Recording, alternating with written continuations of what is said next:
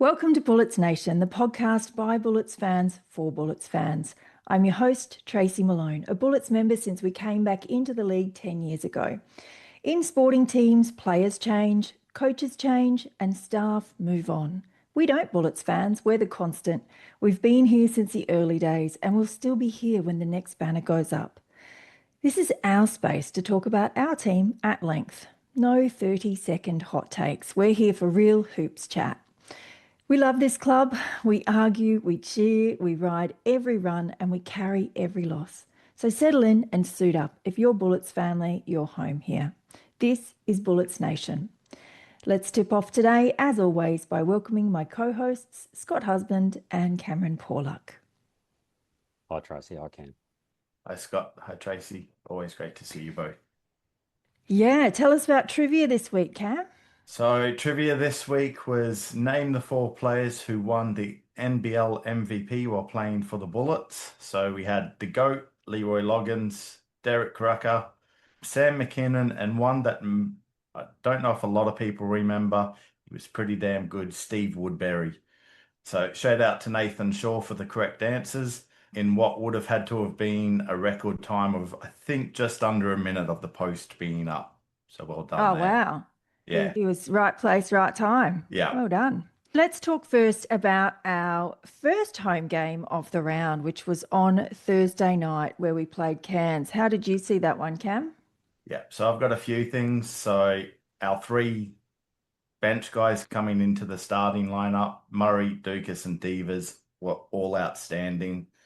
They're just making the most of these extended minutes while we're dealing with all these injuries. And so, yeah, I think they deserve a heap of praise, especially for this game. What started with Murray, I just thought he was ultra aggressive early on.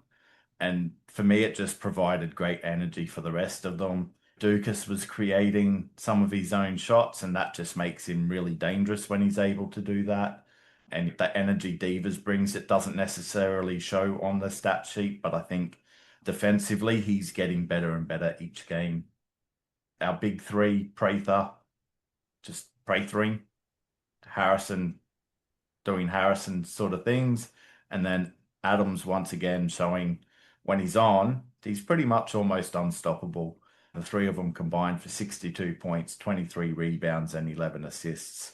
We need that kind of productivity from those 3 at the moment, pretty much every game. Maybe not necessarily in the points, but all those other stats. Our new import, Dakota Mathias, I thought he had a good debut. He will only get better once he learns the system and the league. He moves extremely well on offense and looked pretty good defensively for his first outing. And he has a sweet shot. I love the technique on that. It just looks good. It's a nice stroke. It really is. Like their ball movement was on point. Even when we missed 5 threes in a row, I think we had the 4 offensive rebounds. We had those 5 threes where we missed all 3 of them. I think the crowd would have exploded if they actually made that last one. And that ball movement led to the most amount of 3-point attempts we've had so far in a game this season. Because I think that's been an issue with us, is we're just not finding the right shots out on that line. And that game we did. No rant for me this game at all. For free throws, they were on point. They've clearly been practicing. And defense, still a bit of work to do there. Pick and roll defense, which I've got some stuff for that as well on the Sydney game. There's just some communication stuff going on there between Tyrell and the guards.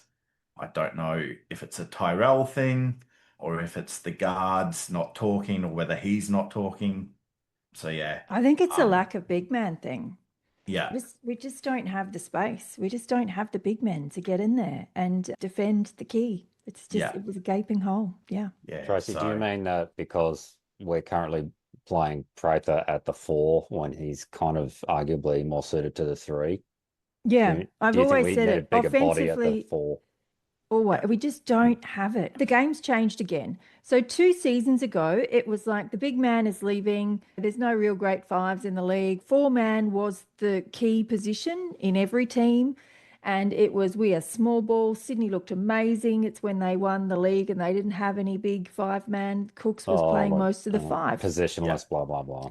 Yeah. Yeah, all the commentators were saying the game is changing, the game is changing. I'm like, no, it's not. Bring back the big man. So I must have put it out into the ethos and it must have worked because we're seeing the big man come back and we have got premier bigs in the league. And so when Tyrell Harrison is having to defend two big men, because Casey just doesn't have the height. We've got Toey out, who was the only other one who could come in and defend well at that position. Yeah. There's just that gaping hole. And oh my God, we are an easy scout because of it. I've said we have a Jacob Holt-sized hole in our team. 100%. I still truly believe that we need another Matthew Hodgson sitting on the sideline ready to come in. We just don't have the bodies to defend that, and we are too easy to play against in the middle. Yeah, I've got some stuff about Prather. It is a concern with him defensively. I don't think it's just his size at that 4 spot. It certainly is an issue there. He hedges a lot on the defense. He stands in between his person that he's meant to be guarding and some others. They're trying to hedge for the double team or the steal. And yes, when those steals come off, it's great, but they're few and far between. He just gets caught napping a lot. I saw even in the Cairns game, there was a couple of times where you could just see he wasn't even alert to his player getting the ball. And so by the time the player caught the ball and then he was too slow to move to them and they were able to just get the shot up. I saw it again last night multiple times.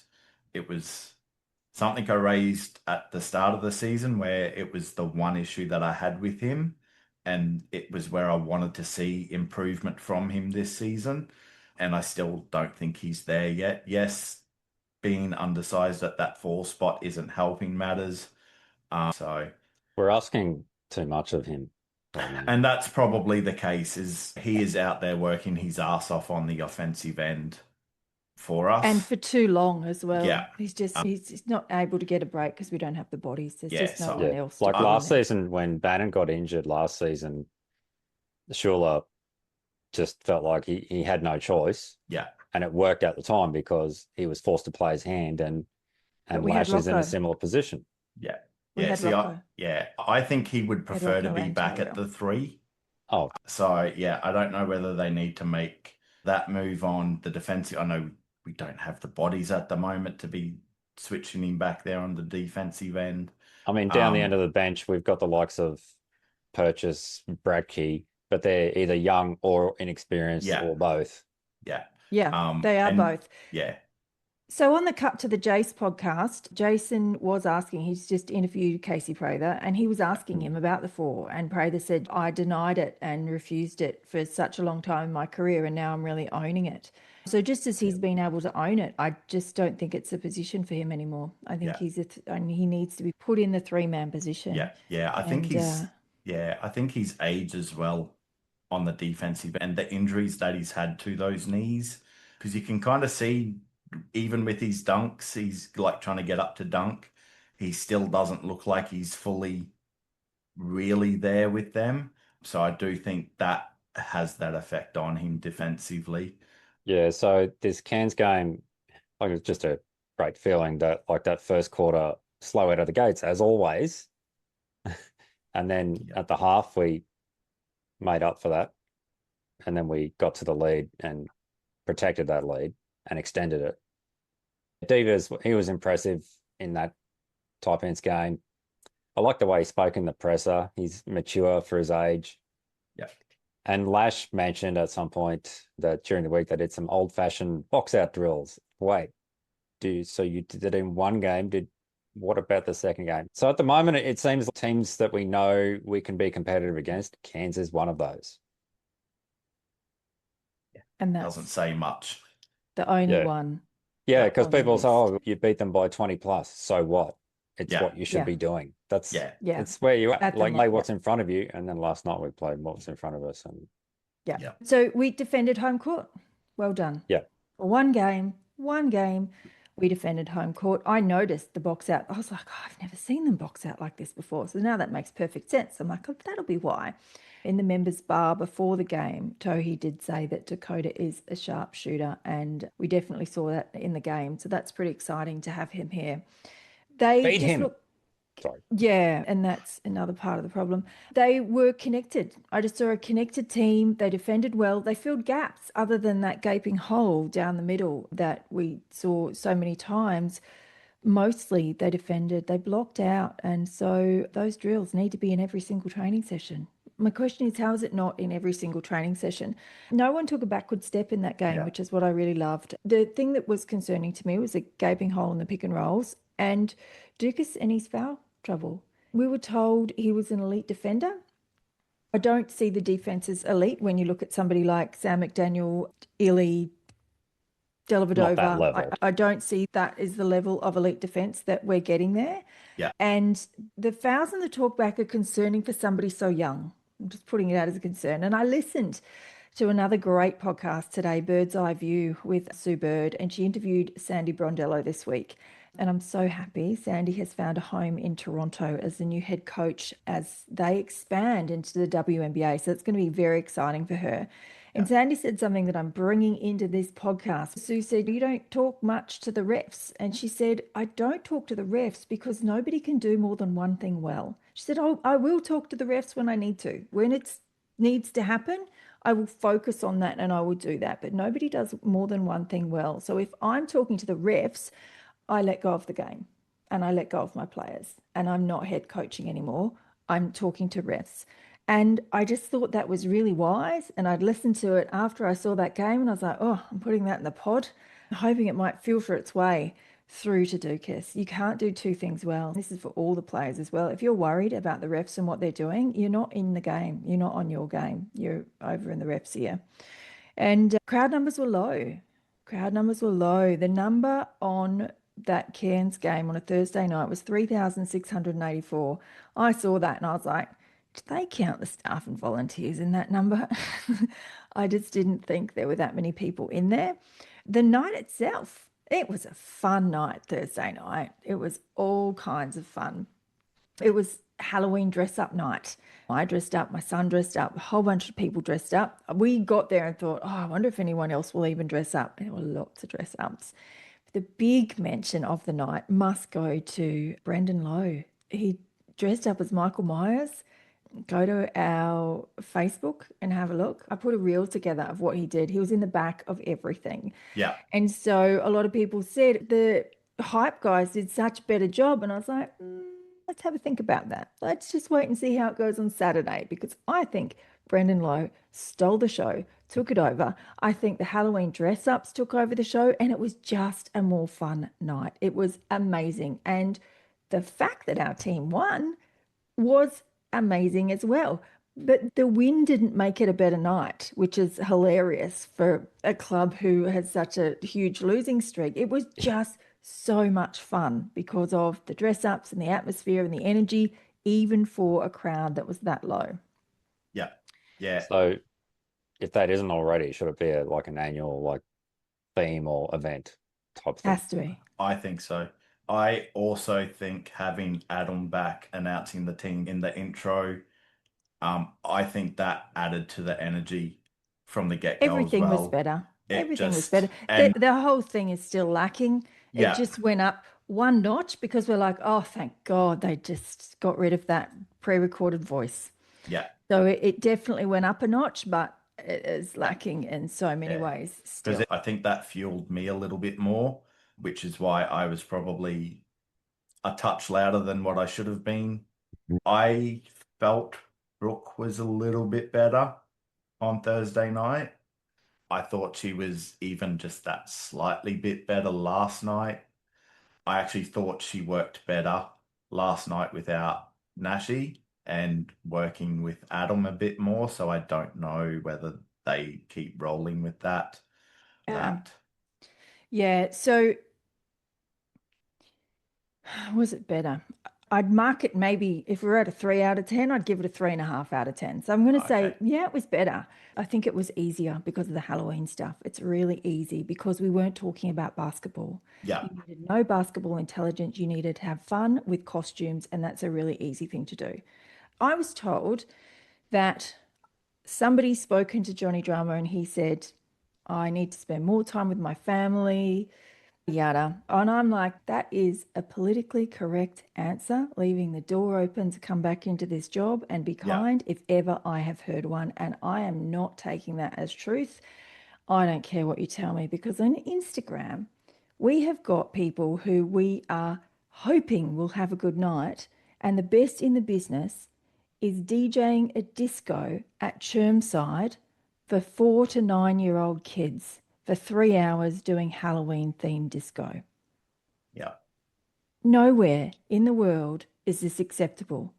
That Jonny Drama is at Chermside and we have what we have.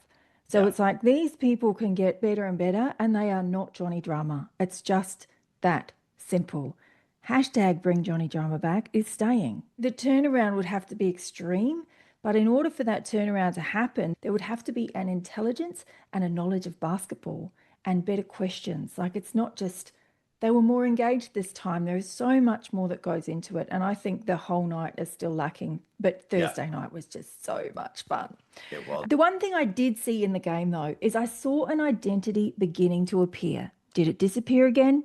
Absolutely. But it appeared. I saw an identity of a fast-paced, many-hands offense with a sharpshooting team, strong inside presence, because the opposition's defense wasn't allowed to collapse into the key. I saw spacing. I saw really beautiful things happening, and I started to see an identity come forward for the team. I do absolutely believe we lost it again. Our inside defense, we talked about it before, it left a lot to be desired, and there are not enough big men. But I wanted to give that special mention to the 4 young guys, Divas, Ducas, Murray and Dalton. They have this ability, arms straight up in the air, straight up, moving backwards while defending, and it works a treat. Every single time they do it, it works really well. So I just love seeing that kind of thing. I don't think it happens enough. I don't think it's trained into them to do it every single time yet. There's still too many hands in for my liking. But I liked what I saw on Thursday night. But then 48 hours later, we had a turnaround. And we turned around and we played the Sydney Kings at home. I don't even care what the score was. We got our bums handed to us. Yeah. How do you see that one, Scott? I saw enough that I thought that I should have turned it off sooner. I saw enough that I thought, why did I take all that time to do all the storm watching to get there? Hats off to you guys for braving the weather. I was not able to get there, but yeah, geez, what a game to turn up for. Like, the less said, the better, seriously. Can we just chuck it in the bin, please? I know we'll go through a few things. There's one team I hate losing to. Kansas is one thing, because earlier in the season when we lost to them by 1, that's hard to take. But it's even harder to get pantsed by the Kings. Yep. If there's any team I dislike in the whole league, it's the Kings. Is a Queenslander in me coming out, maybe? Are there even any positives that come out of last night, other than like Dakota Mathias? Like, he's getting the lay of the land. That's one thing. But geez, trust the Bullets to play the Kings into form. Honestly, if anyone's going to play it into form, it's the Bullets. I don't even know if the box score tells us much. Like, the turnovers, like, too many, obviously, but there's a number of the guys that had 2 each. Ducas had 3. Does that make him worse than the rest of them? I don't know if it does. Does it just mean he was trying things, like having a go? Yeah. The Kings just seem to be a team that got the wood on us and we don't match up well against them. And I hate that because I hate it when they beat us. And the crowd, you guys can talk about the crowd and the atmosphere. I'm keen to hear what it was like compared to Thursday night. Somebody said, like that 4,000 and whatever it was, that at BEC, it looks like half that because it's spread out a bit. And some people were saying that people are like in the diamond seating just started leaving early. Like, hard to blame them. I called it 5 minutes to go. I said, you watch, everyone's going to start leaving now. And we were counting them. We couldn't see where we were sitting because we're closer to the front. Yeah. But on the other side, I was like, there's the first one. There's the next And- one. I've said from the start when it was announced we were moving there, that place is an issue. It was something I said to Mel our last season at Nissan Arena. He'd actually come up and spoken to my mum and myself because we were sitting front row back then. And I raised it as a concern that it just spreads the fans out far too much. We had played some games there early on when we came back into the league, and those games just never felt the same as when we were at, say, the convention center, because it just pushes everyone back that little bit further. It's a no-win situation though, isn't it, Ken? Yeah. Southsiders are unhappy because we go to Burndall, but we need more room. Yeah. And this is eventually we get an arena begs that the question though, isn't it? when That's it the comes whole thing I'm Olympics gonna bring time, up. Yeah. like We it's- definitely need another arena, but why is the whole point that we moved? for Do more you seating remember? capacity. Yeah, they were saying for more We seating sold capacity. out Nissan Arena every single game. We needed to grow. That was Yeah. the point. And I was like, yep, these are going to be growing pains. We need to grow. I agree. I don't like BC, but I completely 100% get behind the choice to move because we need to grow. The question that we seem to not be answering here is, are we growing? No. And why aren't we Yeah, growing? not enough. Not enough. So I don't know the we numbers weren't on having how these many. conversations last season. Yeah. We were saying numbers are down a bit, still a great night out. Yeah. Has The whole the level of attendance everything, plateaued, or the attendance it- is dropping considerably Yeah. compared to last year. Last year we had at least 5,000 at most games. It was only like Wednesday night games where you don't expect to get big crowds there. We didn't get them at Nissan either. Yeah. But the difference is 2,000 people at Nissan is louder than 5,000 people at the BEC. But we still had the big noise last year. We still had the big crowds because we had the amazing entertainment. We had a great hype guy, and we had all of the things that we just don't have this season. Too many things have dropped this season. So now everyone's, why would I turn up? People Yeah. might come for one game. Why would they come back? yeah, and the fans don't really think about the long term.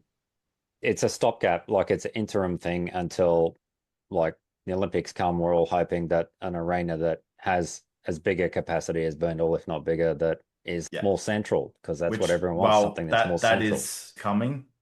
Yeah. So that's going to be at the Gabba there, that Gabba precinct, once the new arena stadium is built out at Victoria Park, and then they'll do. Are they their going to be able to works. fill it? Doesn't matter if it's in the middle of the city or on the south side or on the north side. If the So, game day yeah. experience is pretty ordinary and we keep losing, then people aren't going to come. It's I- actually really simple.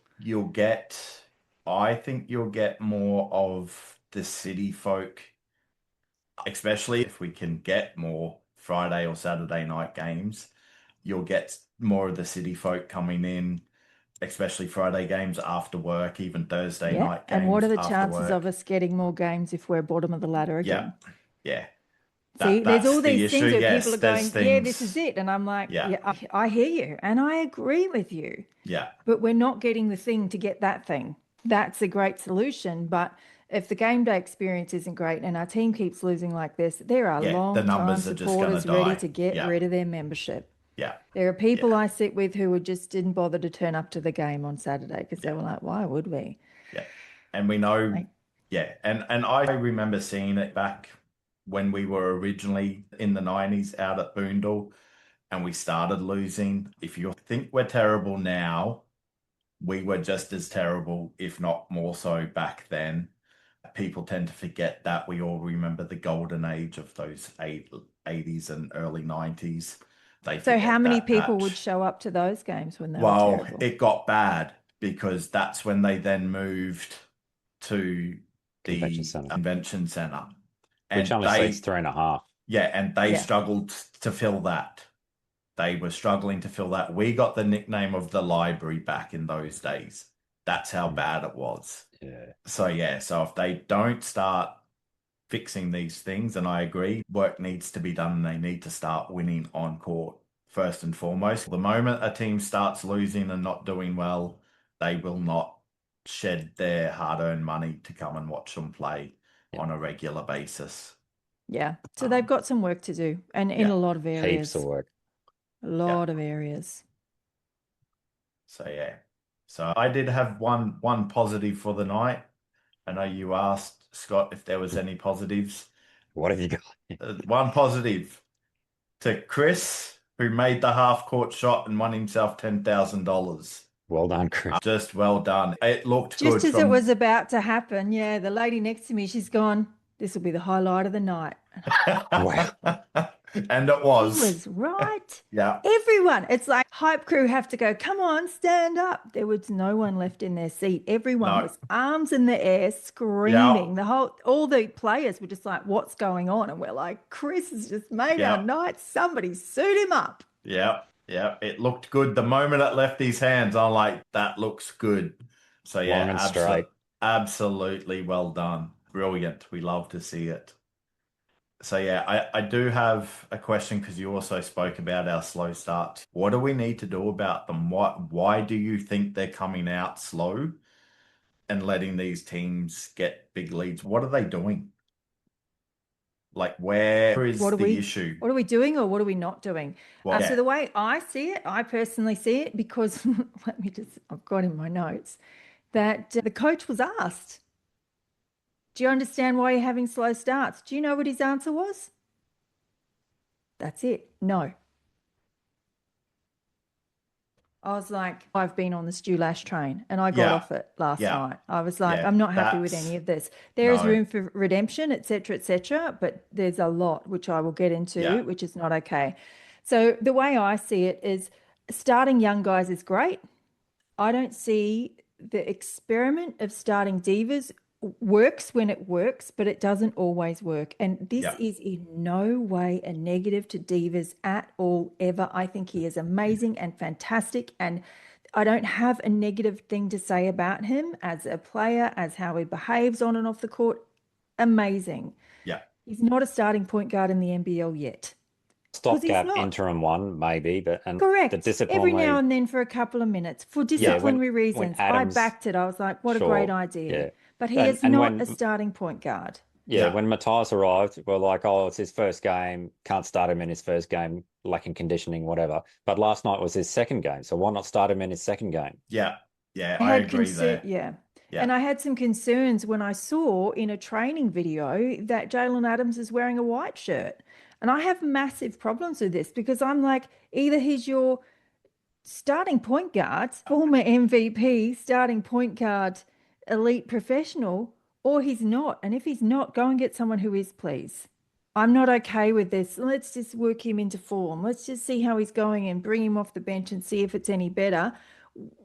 Teams who have no injuries and amazing players and depth, etc., they get that luxury. We don't have that luxury. So I'm not okay with the white shirt. I'm like, get him in, get him to run the show. And if he's not running it, make a choice and make it fast. Yeah. Because experience, we're done. So in terms of, has he earned a return to the starting five? You're saying we're well past that, are we? Yeah. And if there's more discipline reaction, he needs to go. And if there's not, he needs to be in. Discipline reaction, done. Okay, that was a game, maybe two. Why are we still starting a development player in the point guard position against a team like Sydney? Fine, against Cairns it's going to work. Yeah, but not against Delhi and KD. They would have been laughing. It's like when we put him on Bryce Cotton, it's, oh my God, Bryce is going to kill him. There's nothing wrong with divas at all. He's a development player, and he needs to be developed more, and he will become a premier point guard in this league, and he's not yet. And it's not his fault that he's not, because he's developing. We all go through stages of starting him for 1 or 2 games, fair enough, as a interim thing. But if it's like this many and to continue, it's frying pan fire.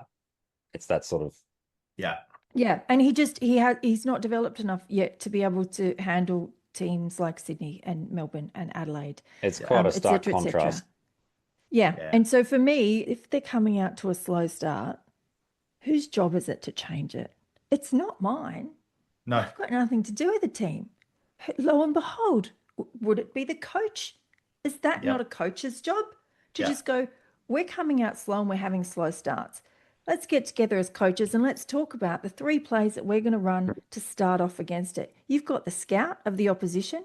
You should know a minimum of 3 plays that you can run at the very start of the game to play your players into form. That is what great coaching is. Yeah. So when I see in a press conference, got those slow starts, do you know what that is? Nope. I was like, I'm off the So train. what did he say after no? He said, no, we're going to look into that. We're going to. Next question. It just, nope. Yeah, Go and watch I it. want more information than. Yeah, it's not good enough. And you watch Adam Ford and you watch Brian Goorjian in their press conferences, and it's apples and oranges. There is like Goorjian's telling you why and what happened, and Fordy's going, this is why we lost this game. This is what went wrong. And from our coach, we get, nope, don't know. Yeah. Like when we beat Perth, I don't think I saw that presser for John Riley. So I imagine he would have said, oh, we were bad at this, we were bad at that. He would have gone into detail about it. Most coaches do, other than, oh no, even help me out, Tassie coach. Roth. Scott Roth. Yeah. Even Scott Roth, who does not love the media, he even does. He just goes, this is why we lost. He's always worth listening to.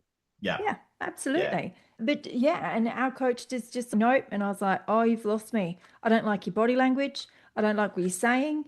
You're actually giving excuses now and you're rolling out the same carpet and I don't like it. I don't like the same old and the injuries and the turn. No, we're done here. Yeah, You're a I'm professional starting to basketball see, team and you need to figure it out. I'm starting to see a few more cracks. On the defensive thing, I know Vandy that tends to do a lot of our scouting, but we've got one of the best defensive players sitting on our bench as an assistant coach in DMAC. And point guard.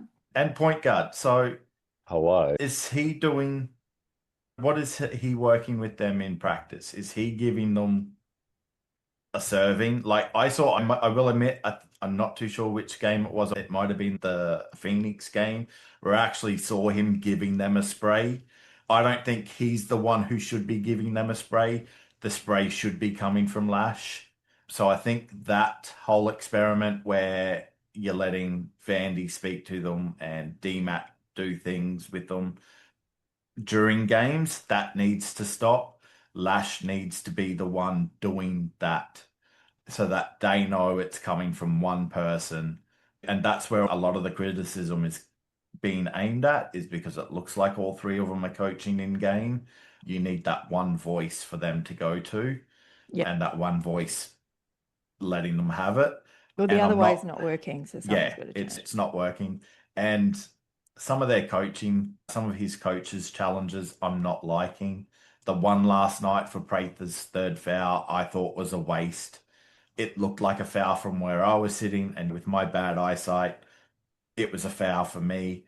Because he had wasted that, he didn't want to call another timeout so quickly after that once Sydney started to push again when we got back to within 6. Because there was a moment there where it was like, okay, you need to call a timeout, you need to call a timeout. And he let them get that little bit too far ahead.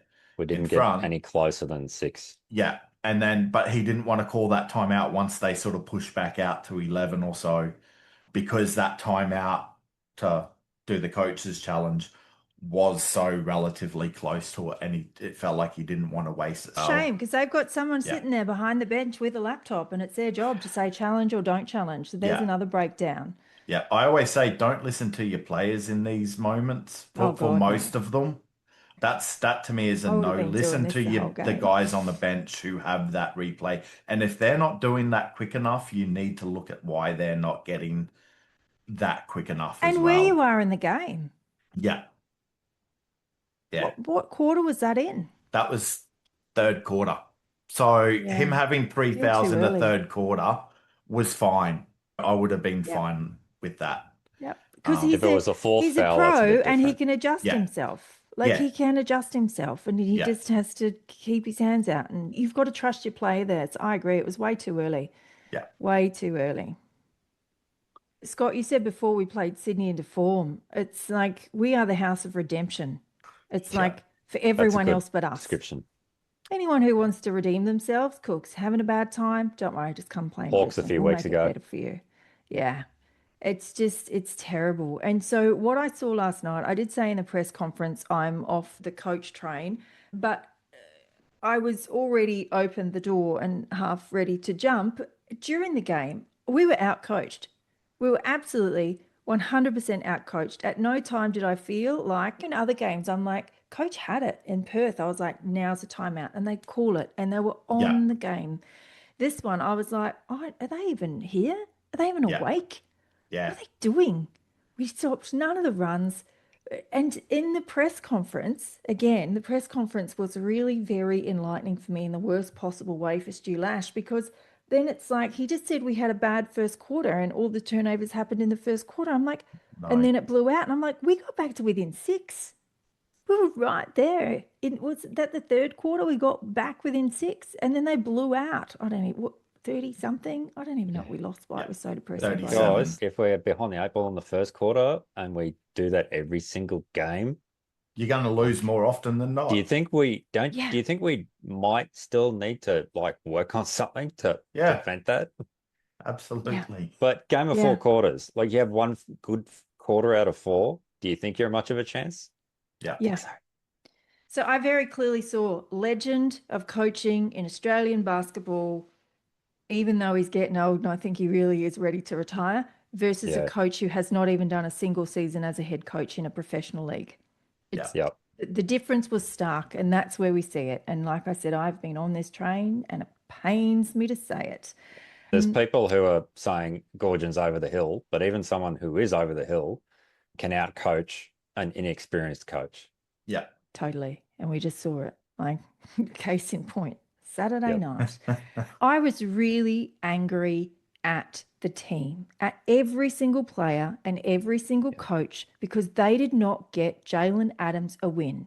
You want this guy to start performing? You look at what Sydney did for Kendrick Davis against Adelaide. Yeah. They brought that team together. They said, we're going to do it for him. And you look at how good Kendrick Davis is now. He is locked in. He had tears in his eyes in the post-game interview. And what do we do for our version of Kendrick Davis? We get pantsed by 37 points. I am embarrassed for Jalen Adams. And if I was him, I would be asking out of my contract. Just on that alone, we did not show any camaraderie. We showed no fight for him. We didn't even start him. It's like, here you are, Jalen Adams, former MVP of the league, premier point guard. Everyone loves what you do. And we're going to start our DP in front of you on the night that we play your ex-team. Yeah. Oh, man, I was angry from the get-go. I was just like, I don't like nothing that is happening here. I think this night is Halloween and somebody is tricking me because I didn't like any of it. Yeah. Okay. I still don't think we went into Harrison anywhere near as much. Suarez is not a great defender. So the rest of the Sydney defense were they that good though? Like that we couldn't get the ball to tie?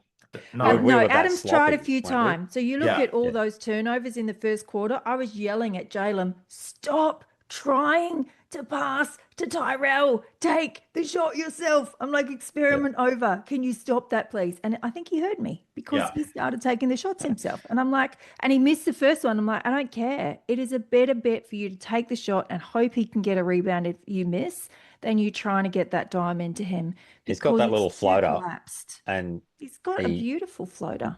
Yeah. He needs to just back himself. Yeah. Yeah. So I think if you go back and look at our turnovers, most of them were from trying to get them inside. And that's again where we're lacking another big man. We need big man to big man. We need more options in there. And when it's just tie, how easy are we to defend? Yeah. And Dellavedova was on Prather. So we shut down our number one scoring machine from the very start. And they just did such a good job and it didn't work. So Sydney's defense beat us. They scouted us.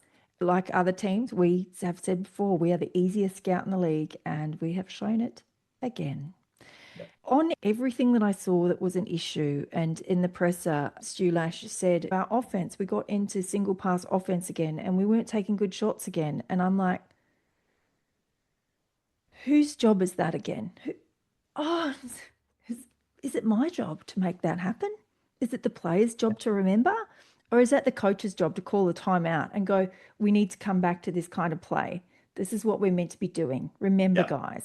So saying in a press conference from a coach, we just got away from it too many times, I'm just starting to find it really Tiresome. really irritating. Yeah. I stayed up last night. It took them a long time to upload the press conferences last night. I was like, I have a feeling I'm not going to like it, and I probably shouldn't watch it before bed, but I'm staying up. Yeah.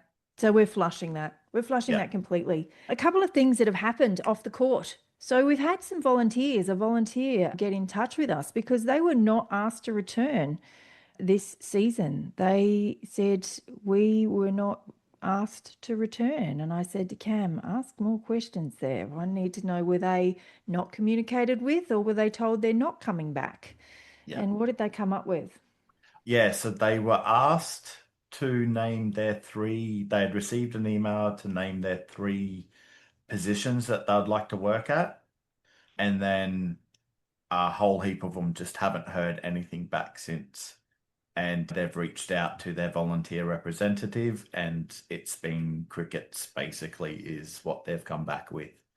I know there's one or two that are still there, like Adrian. Well, Brendan I don't Lowe's know. a volunteer. So there are Yeah, volunteers there, but there they are must some. just not need as many this Yeah, time. but I don't yeah, know. so maybe just a lack of communication there with those who usually do, which isn't a great thing. Yeah, and the fact you're that they're reaching out to us to say it on the podcast to try and get to the yes Bullet is not staff to get something to happen, yeah that's not cool. You don't want yeah. to be doing it through us. It's a bit concerning that we've had someone reach out to us and say that there's a few of them that they've not heard anything. Yeah. And so the other thing that really gets my goat, live at home games. So when there's a coach's challenge, do you know the funnest part of the coach's challenge when you are at a game in live? It is watching the replays on the big screen together. You all watch it together. And Yeah. boo, like whatever.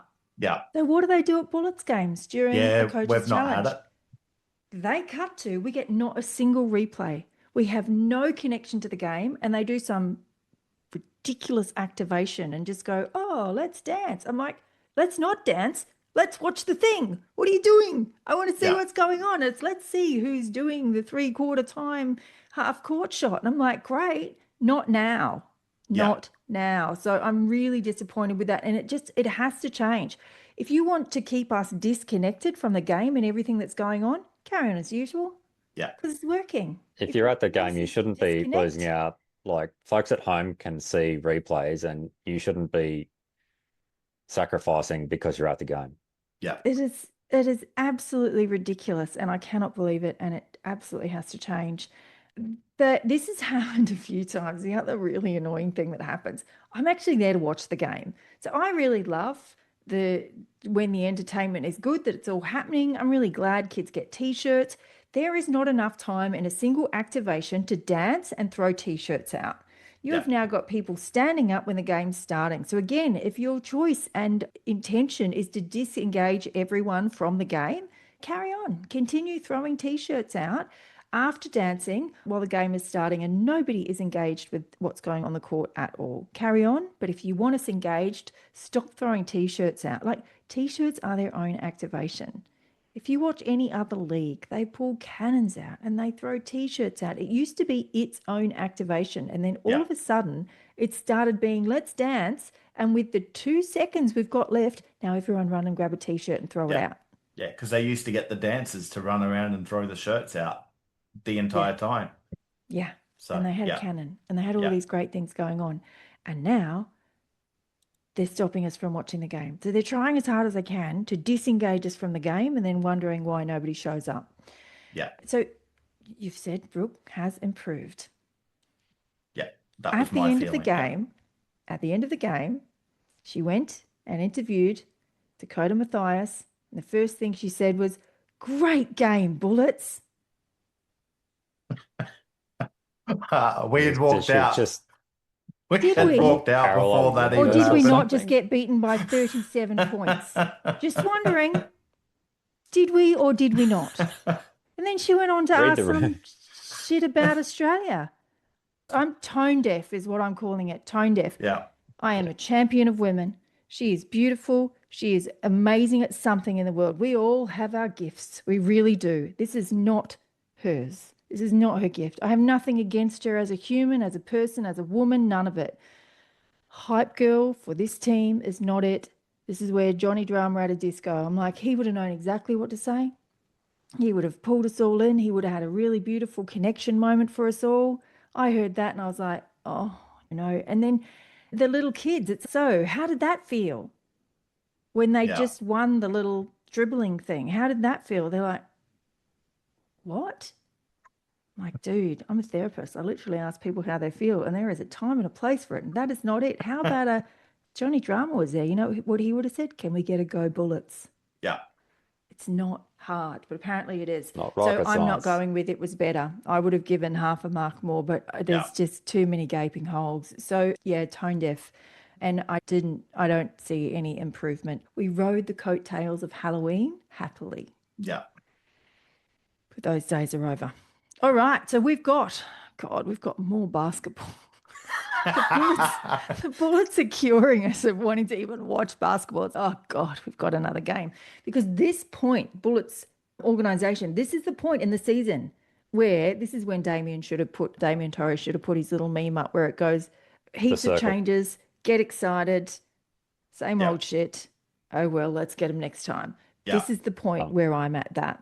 I cannot see, there's nothing I've seen where we can compete for a top four without inconsistencies with anything that I've seen going on. And when in the press conference as well last night, it's Nordo will be back first and the other two around FIBA break. So we've stretched it out again, have we? Because it was the 20th of November, which is the next home game. And now all of a sudden, is it not that again? Like maybe we'll have Nordo back then. So again, it's just, oh, here we go again. We don't have the luxury of hitting our strides at January and fighting for a place in the play-in. Yeah. I just don't believe we have that. So for the organisation, there's a watershed moment, and that was it on Saturday night. We're all just, so why are you seeing so much negativity? That's probably why. Yeah, so who are we playing? Tasmania, in Tasmania, who just got pantsed by Cairns. So that won't be a hard game at all, will it? Way to go, Tassie. Way to go, Cairns. Yeah, thanks, Cairns. What do you reckon, Scott? Are we going to get that one? Well, thanks, Tassie, for not winning in your last game. Yeah, like Tassie will always be prepped. Roth will always have them primed and raring to go. And at least we have more than 48 hours this time. I really hope we lift and turn things around. And there has been a bit of a trend of one team was blown out last week, but if any team might buck that trend, who would that be? I'm trying not to be glass half empty. I'm trying to be glass half full.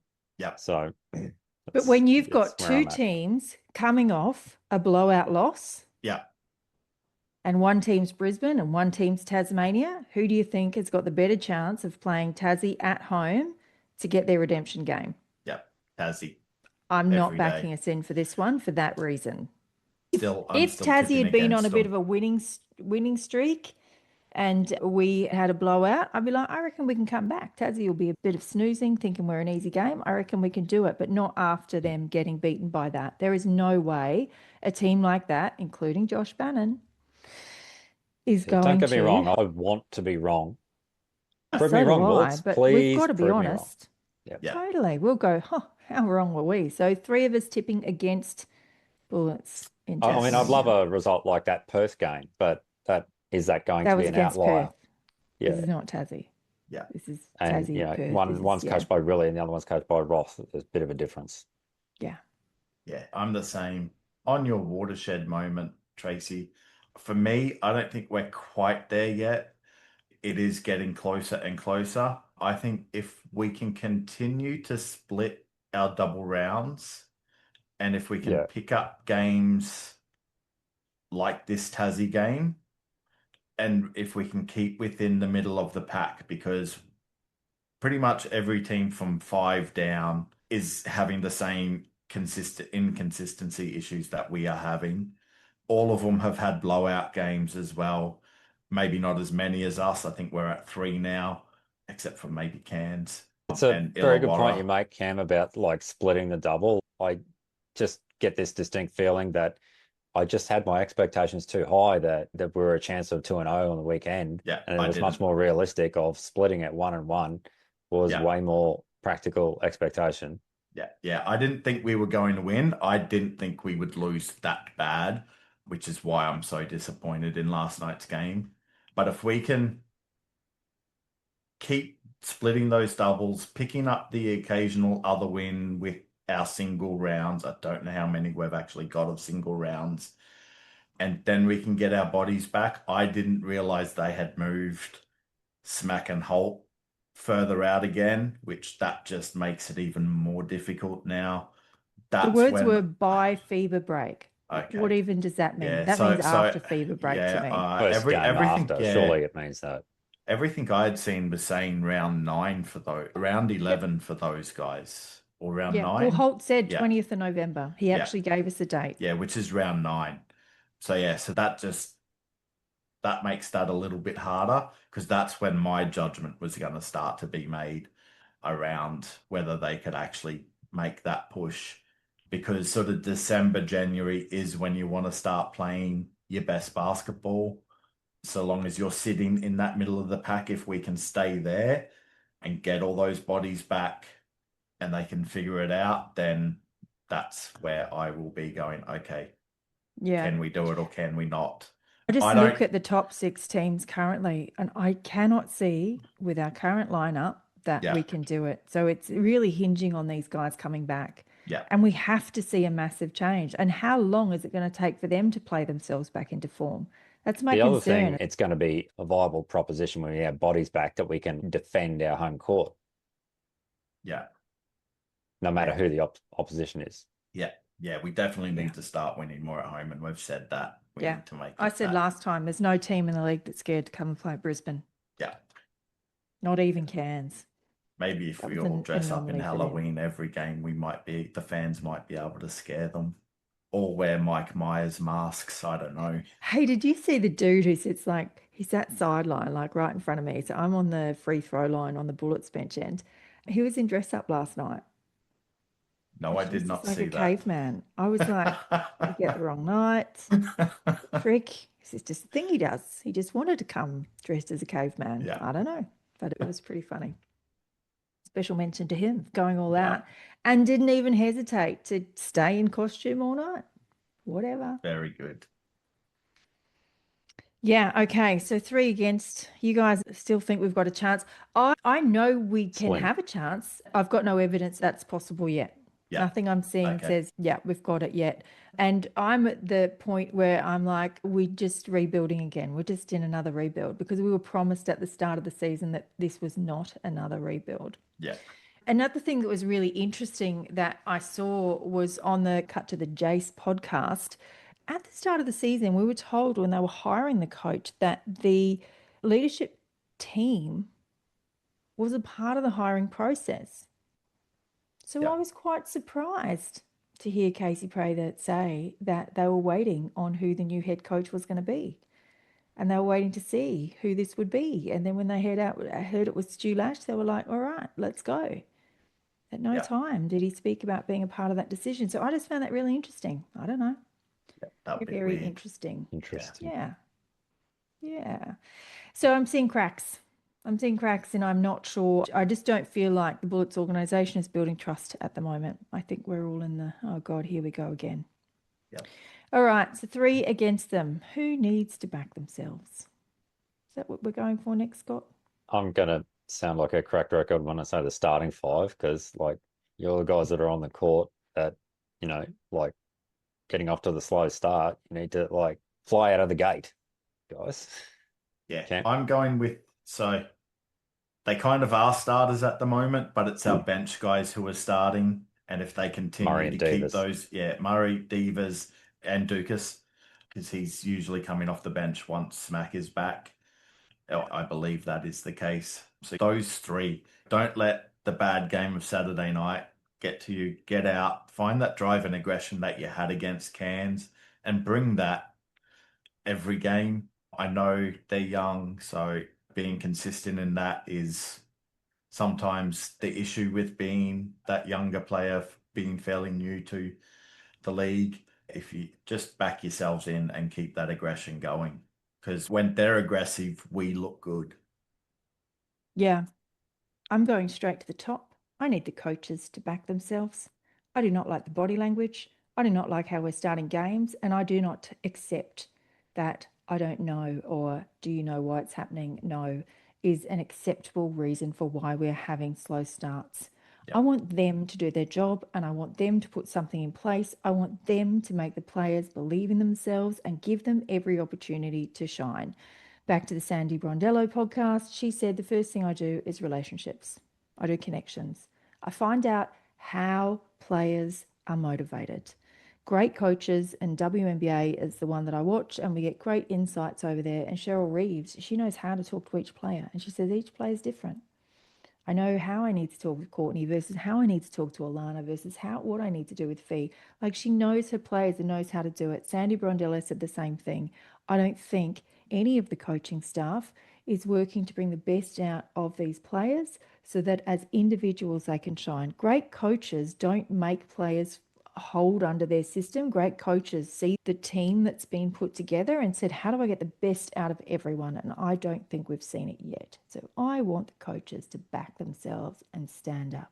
And I don't care what happens. We need better body language and better answers in the press conferences. Just going back to, do you know what is causing the slow starts? And if the answer is no, at least say something like, yeah, we're going to be watching film, or we're looking at film to figure that out. Something to just demonstrate that we're working on it. Yeah. Yeah. You should know by now. You've had enough of them. Yeah.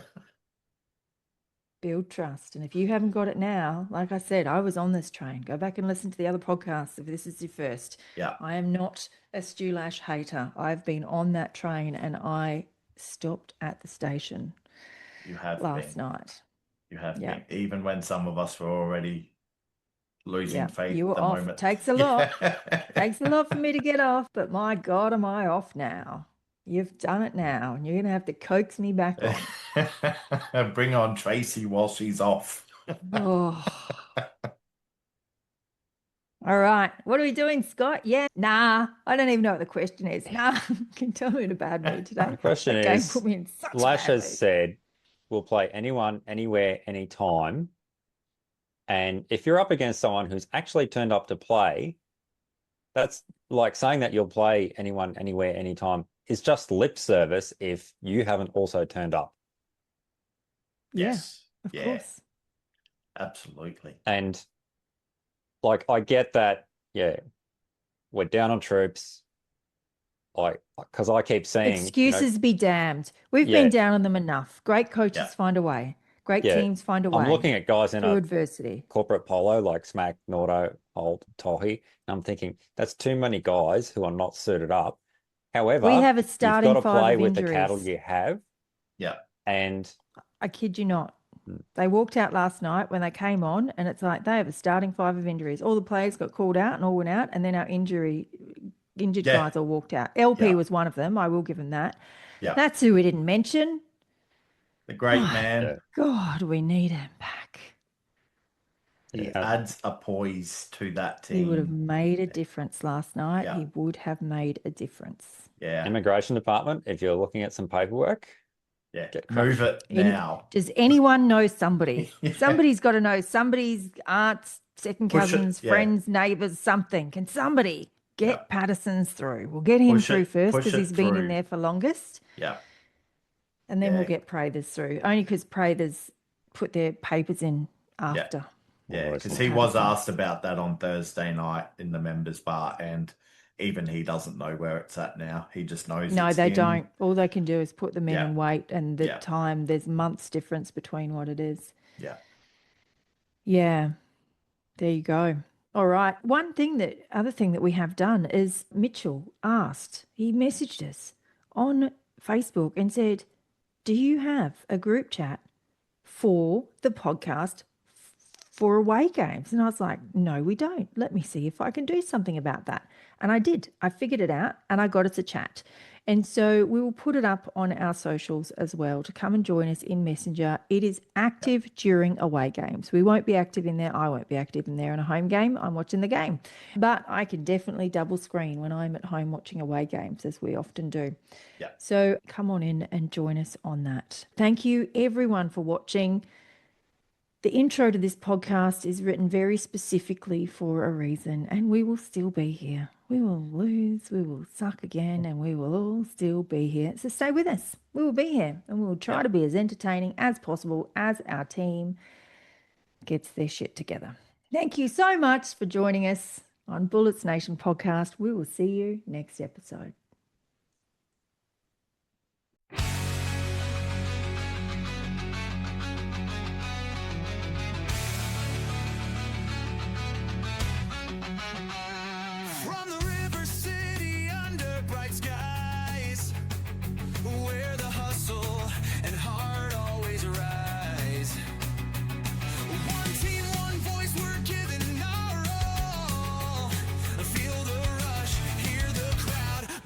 Nation.